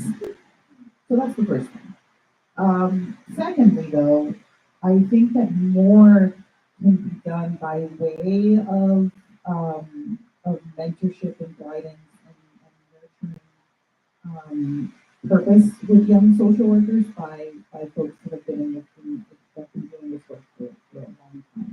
I think that there is a thin thread there that can be, should be strengthened by way of community, by way of fostering more communication and better relationships between folks that have been doing this work for a long time and students and new social workers that are just entering the profession. Offering guidance on how to navigate the political arena. You know, I come to this from having experienced mentorship from folks like you, Charles, and social workers in New York that have been doing this work for a really long time. That mentorship, it really has to come top to bottom.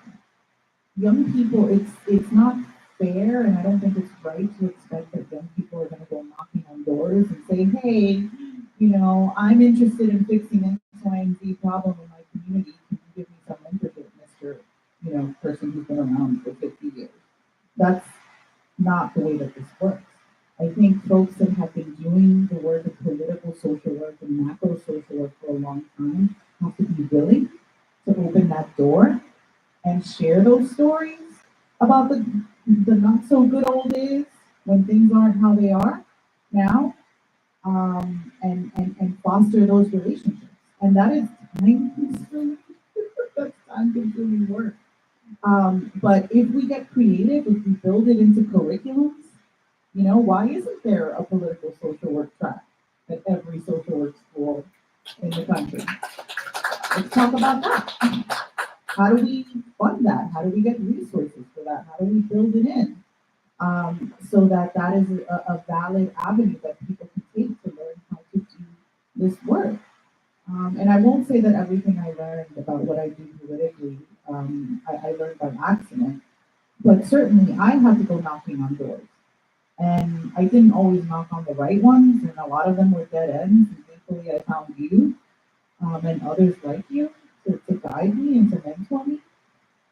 But it was a lot of work on my end when I had internship, when I had a full course load, I didn't have you, you know, when I was navigating my own relationships, living a life.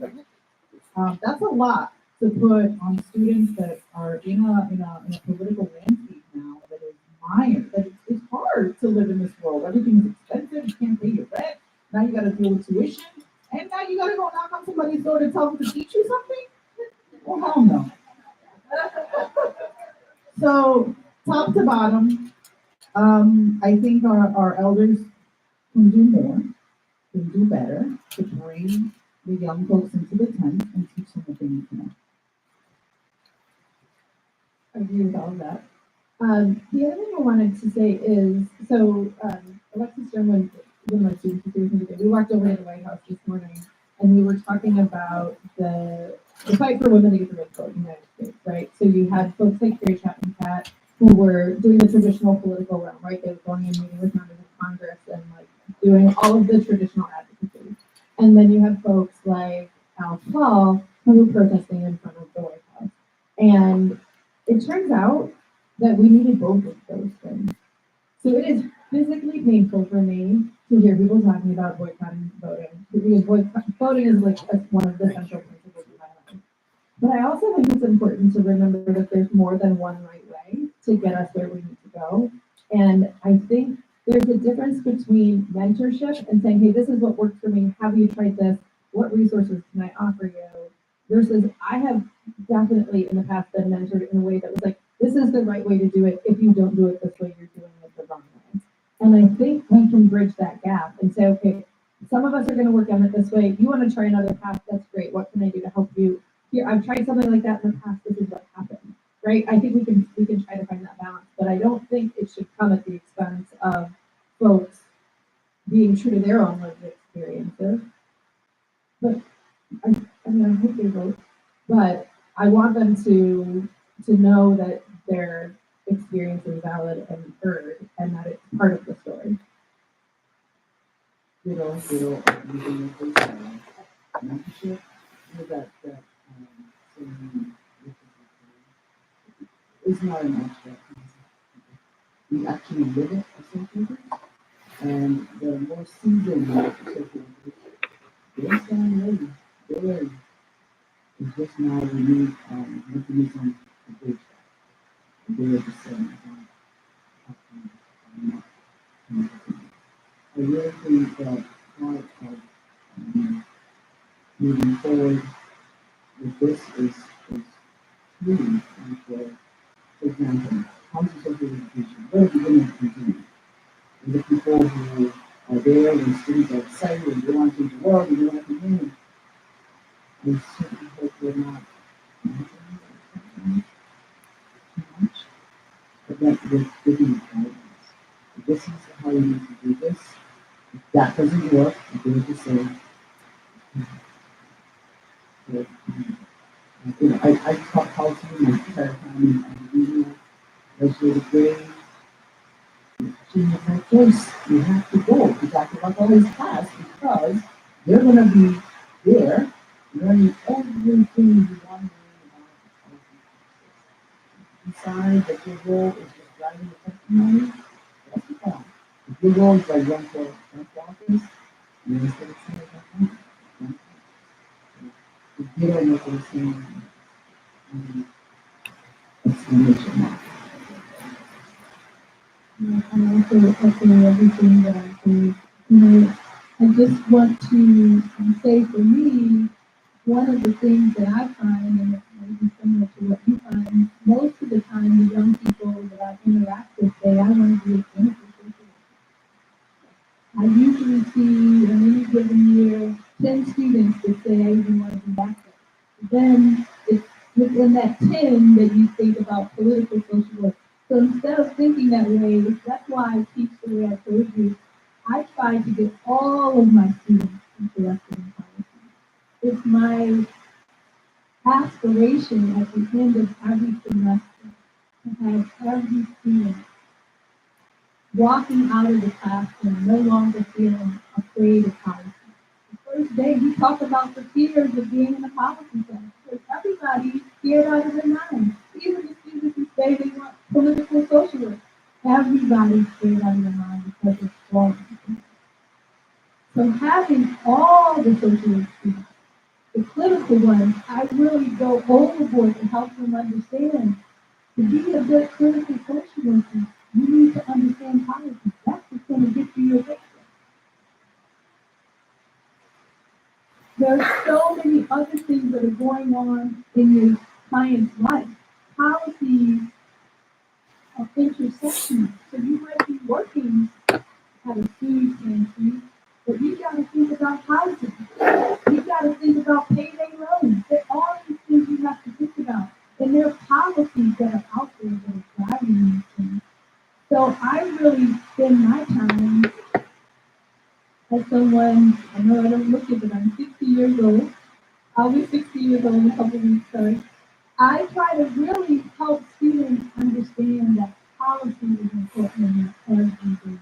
So even if they choose after this program to never be a social worker, it's still important in their everyday life.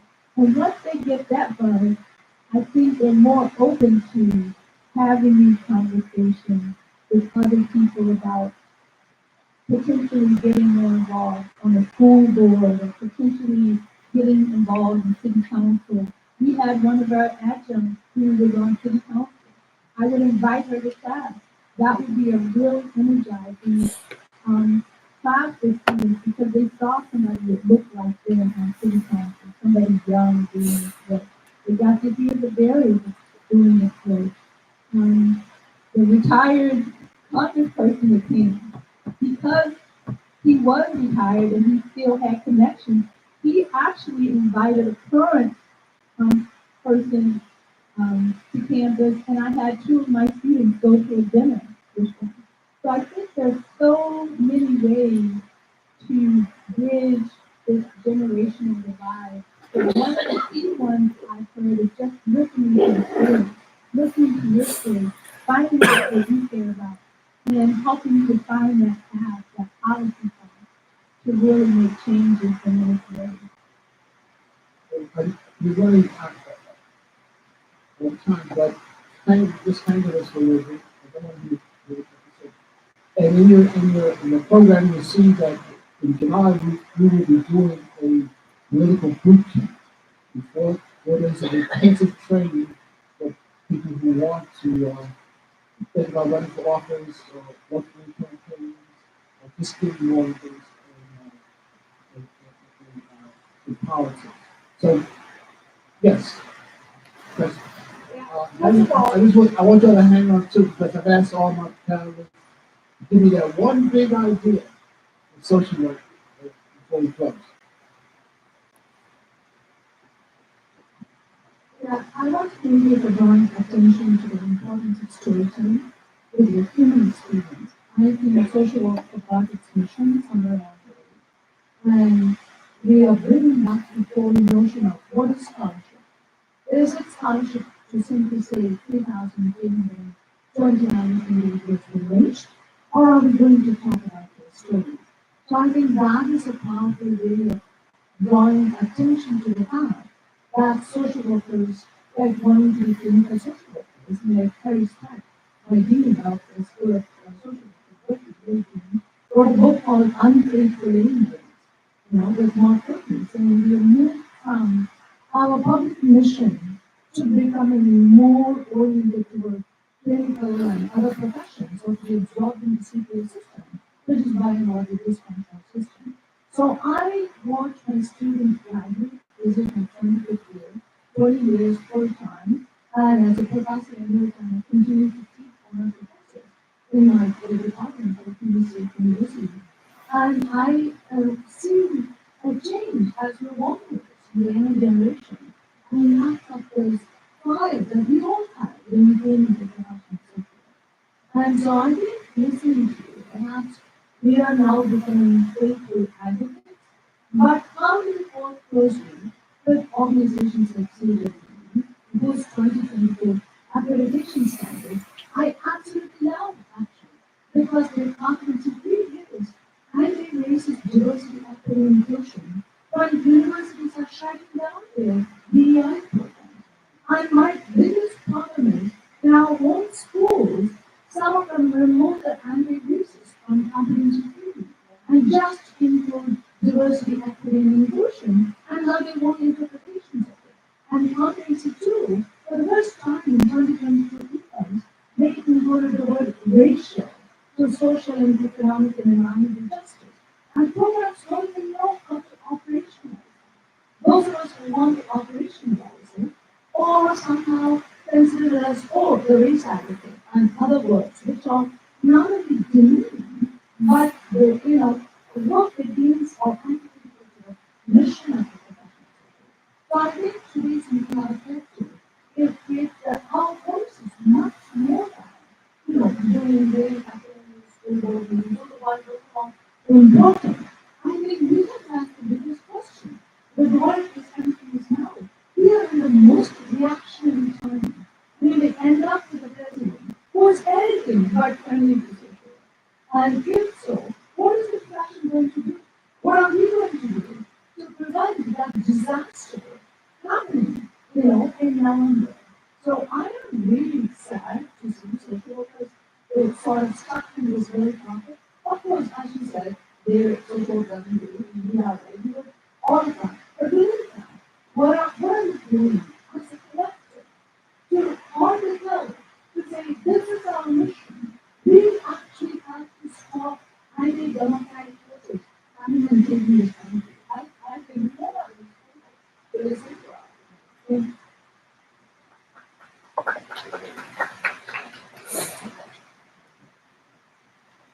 Trying to keep track of all the heads. Getting access to it.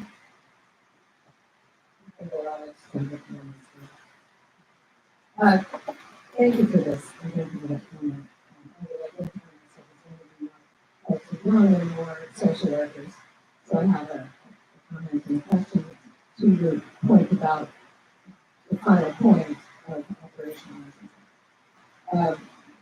About the stories and the narratives, I think part of our mandate as social workers, regardless of where we are and what we do, is not just about telling stories of history, but elevating the narratives and making those visible, that are not printed on the wall. That's what we're trying to do. And so I think some of the struggle and the challenge is how do you do that? Where do I put those? Okay, great, I got the story.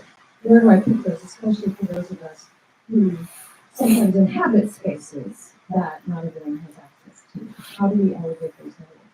And so my question about operationalizing, you mentioned, one of you mentioned, I think Luisa, about the responsibility of those of us who are elders,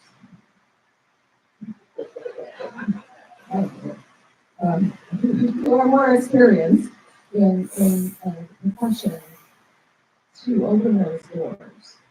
And I think it's great for me to say, sure, I want to open doors, but especially those of us who have moved, I stepped out of faculty, no longer faculty member, now. I would love to hear from some of the panelists about how do you operationalize that, right? What do I do to be able to stand in that space and share my experiences as a political social worker and an activist and so on with the newer generations when I don't have a classroom, but I'm standing outside.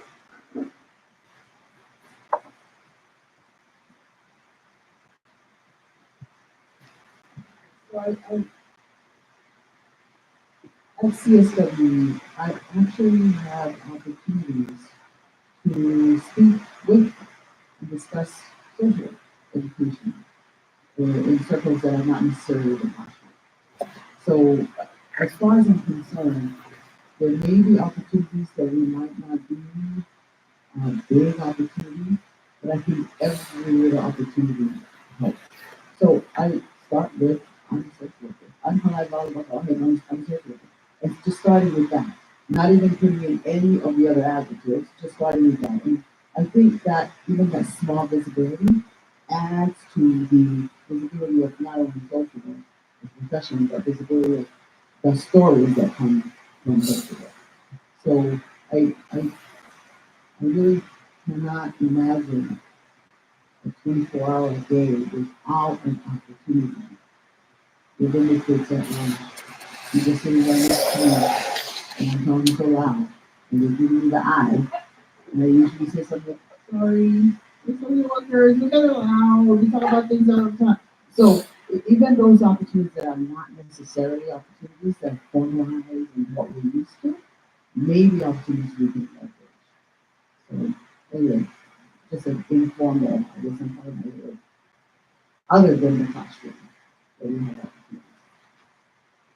I'm just wondering, given some of the other things that have been said, are there speaker deals for social workers, or Dr. Lewis, did you start a speaker deal for social workers that are doing this kind of work, for somebody like yourself could, we could identify you? I would love to have you come to my class if I knew how to get in touch with you and I knew what you could come and share with my class. I would love to have everybody on this panel come and speak to my class. I've had Dr. Lewis come to speak to my class before, but not knowing who's in the sphere, where they are, how do you identify them?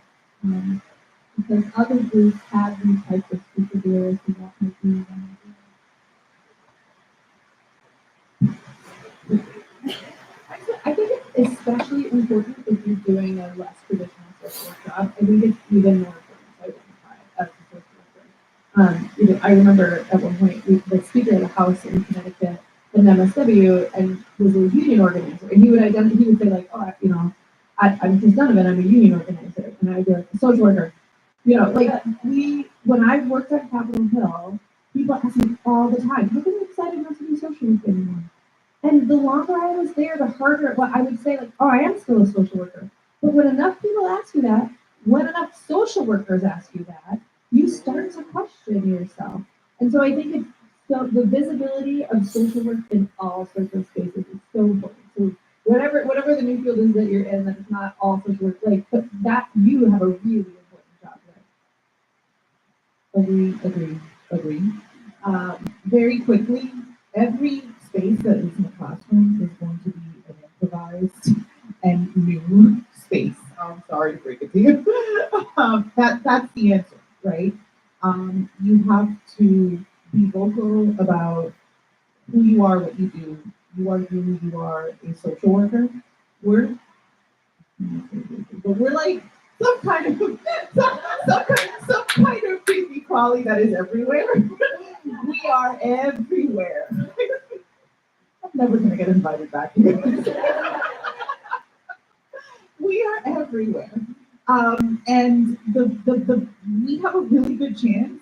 It's like throwing spaghetti at a wall. Oh, we're gonna stick.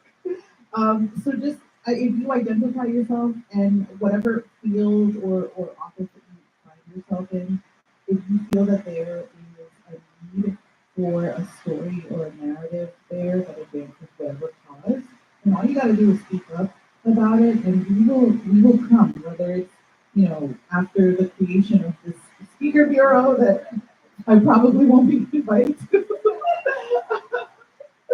or more seriously now, take the Social Work Workforce Act in New York. That legislation came about because enough social workers said that they weren't passing the initial licensing exam for LMSWs in New York State.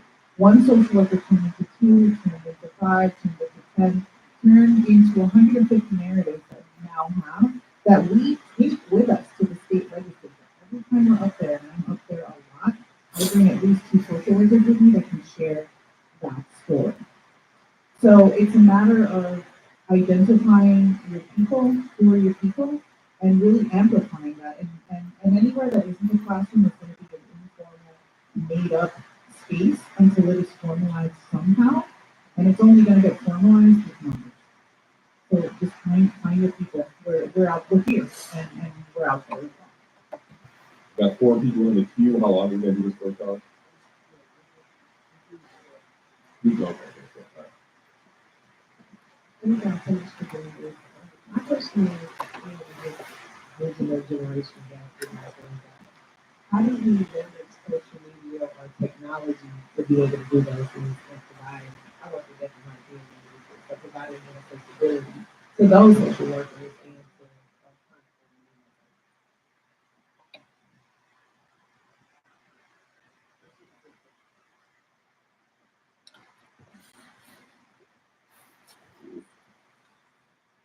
Good afternoon. Regarding perspective, storytelling of the news of survivors, apparitions, operation, in your experience, how do stories told by marginalized communities differ from those told by dominant cultures?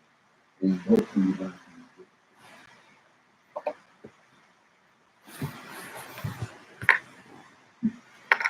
these Luisa, my name is Erica Townsend, recent graduate of Halaevalu social work. Currently working as chief of staff in the Virginia State Legislature, and I'm constantly having to discuss as a social worker why I'm working in that space so and others when it comes to visibility and of course curriculum in our social work programs. How can, or what does it look like to manage macro social work even in a micro clinical chat? Because I have quite a few colleagues that were just anti-macro until our very last semester. We had to take a community organizing course. So again, it's just about visibility and how do we start to manage macro level social work curriculum.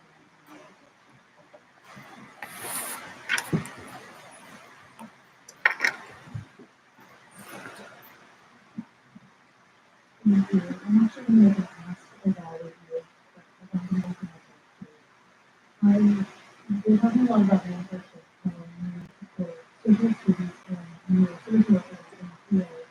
Can you create a plan program? Because I'm the one who benefits from it, and I also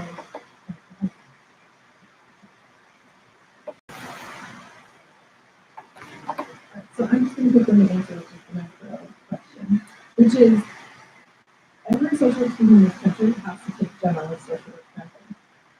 Was your generalist social work practice class a full micro to macro description of the profession? If not, I think that is a really important place to start, right? Macro is not an add-on to the profession, it is part of generalist practice. I think that's a place to start.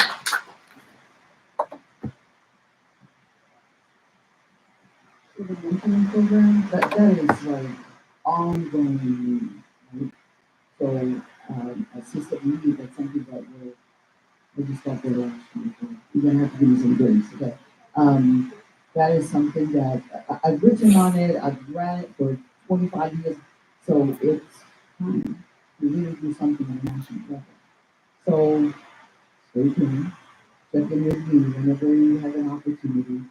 I'm not even sure how we're gonna do it for everybody, but we can start somewhere. Like, you social workers, you just start somewhere. And from there, so mentoring, definitely. There was a question, the question about survival. Can you repeat that one more time? You can talk loud, I think I can hear you.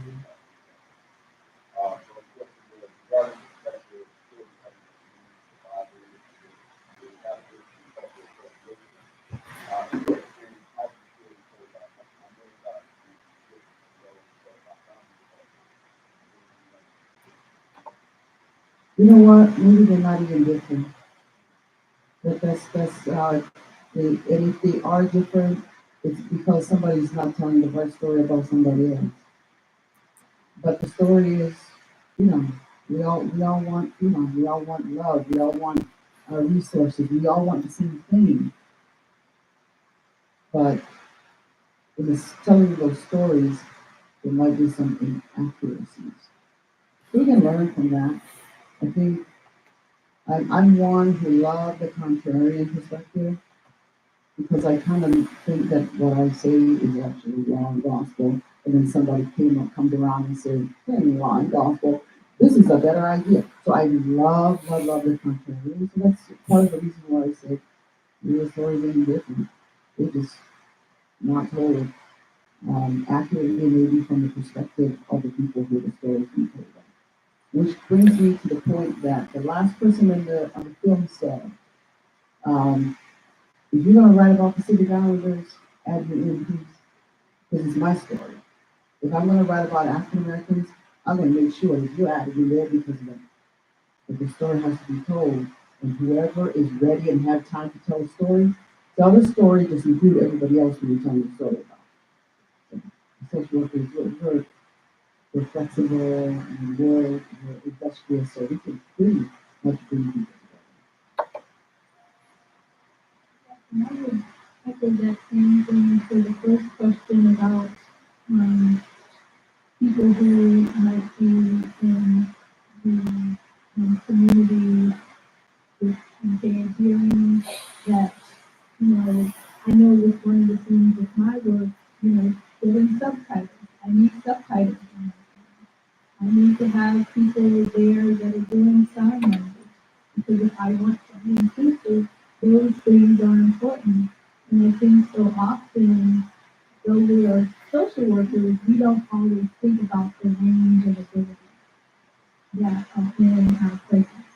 Whether it's sight or hearing or mobility, or it could be something else that's invisible to us. But how do we really ask our students, ask the people that we're working with at the outset so that we know we're really reaching them and addressing not only the areas where they might have a different ability, but also where their superpowers, where they really shine. Because often when someone might have a different ability in one area, they might also have a different ability in another area that's much more exceptional than someone else. So how do we really tune ourselves in to really understand the range of capabilities that we're bringing? And I teach a course now at Baylor called Education from a Gardener's Perspective. And one of the reasons I started teaching that course is because I have a brother that is labeled slow learner. And he's almost, he'll be 58 his next birthday, and he still thinks of himself with that limitation. That's his identity, that limitation. As social workers, we have a strength perspective. So how do we always bring to the table to think about these different issues with that strength perspective and making sure we have the tools and a perspective that helps everybody show up with their best. One big idea for social work. After this conversation, I had come with another big idea, but I think the big idea that I'm coming away with this conversation is that how can we remarry our clinical and macro social work in ways that we all can leverage our knowledge and capacity around policy and political social work. Because that's really, I think, what makes us strongest as a profession. Because there's so many professions now that are doing similar things to social work. And I think we're even hearing the term with a new law profession. I think that's out there. So I think we can be all of these things when we draw strength from all parts of our perspective as social workers and all strands of social work, so that we don't put ourselves off to there's the 80 or 90% of the clinical social work, but then there's the 20 or 10% that are macro. How do we come back together to be one profession and wholly address these issues that are important? Okay. We need a booster shot of hope. Okay. Number one, futurize everything social. If we get trained as teachers, it is a thing. I didn't know that a couple of weeks ago. So it is a thing. The other thing is the strength perspective. Dr. Henderson, I see you in the back. Right? So we're social workers, and strength perspective is that's our big thing, and yet we talk about is the things that we're not doing. Social workers. What about the wonderful things that we're doing? Claim it, own it. That's the story to tell. And Dr. Henderson, thank you for yesterday. Dr. Lewis, thank you for today. The stories being told. Wonderful stories that we told. So, who's the shot of fortune? The thing that I think about every day is voting, and I think what we need to do as a profession is to be the lead people arguing that everyone in this country who's involved with the criminal legal system should maintain their right to vote. We take people, we over-police communities, we get them involved in the criminal legal system, and then we disconnect them from their communities and their right to vote and their power. And it is absolutely antithetical to social work values, and it's something that touches so many of the people in communities that we care about. The thing that I think about every day is how do we make more social workers? How do we entice young people to become part of this profession and to become meaningful partners with government, with elected officials, with leaders to affect change in their communities? Not just, I want to be a clinical social worker. Not just, I want to go into private practice, which is a death knell in my heart every day. But how do I identify a problem that I want to fix that is hurting my community? And how do I make an avenue for myself and for others to fix it? We're going to close on Ted Montgomery and Karen Knight, president of our board of directors. He's also an elected official. He's the county commissioner for Washington County in Michigan. All right. So thank you all for coming and being patient. My one big idea: political social work should be a field of black race.